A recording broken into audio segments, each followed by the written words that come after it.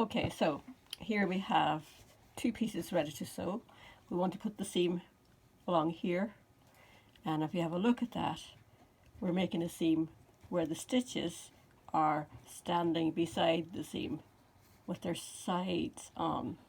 So here and here. Now we're going to work our seam one stitch in from the edge. So here we go.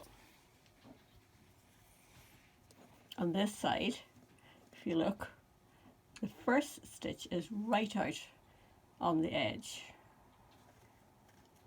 So what we're looking at here is the second stitch. We are going to work the seam in the valley that runs between the first and the second stitch. Same on this side. We have the first stitch right out here on the edge, the second stitch here, and the valley between the two right there, between the first stitch, the edge stitch, and the second stitch.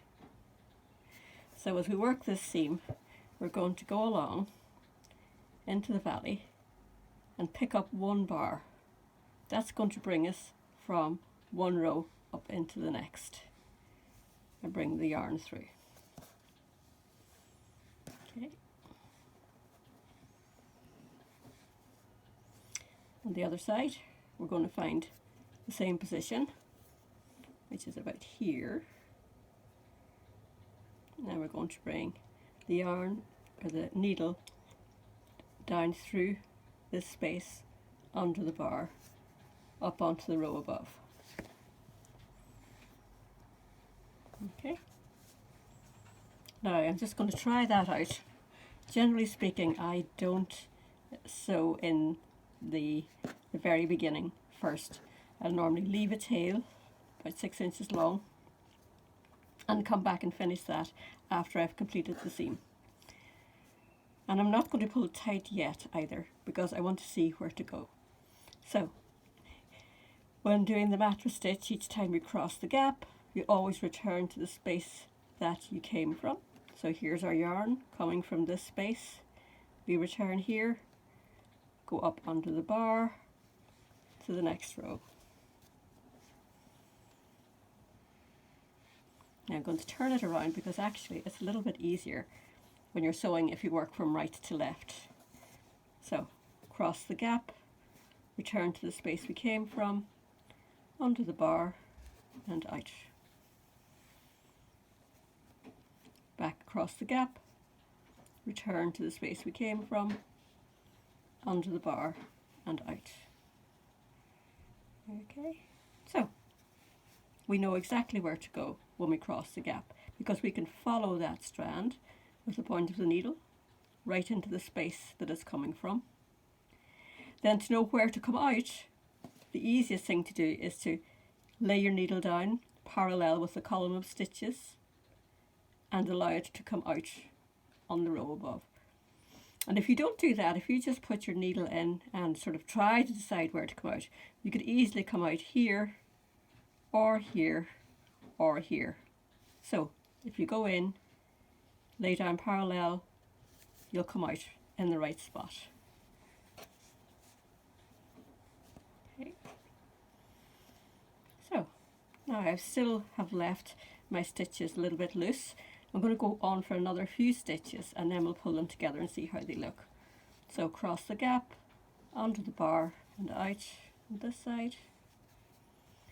Cross the gap into where I came from, onto the bar and out.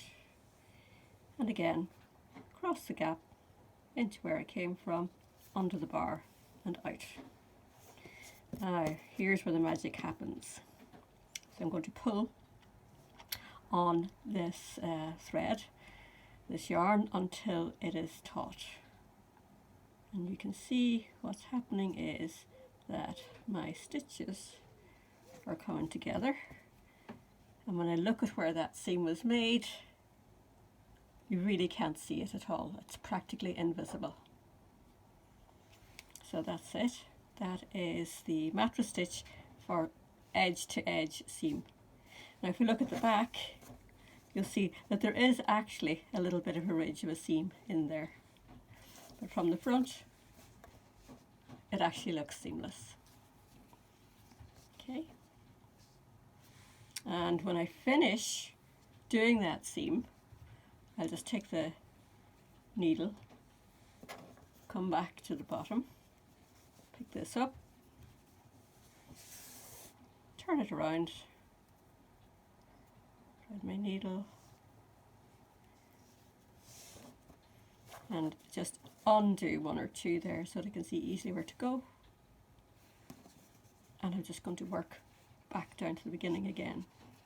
So in, under the bar, out, across the gap, under the bar, out, across the gap, under the bar, out, across the gap, under the bar, and out.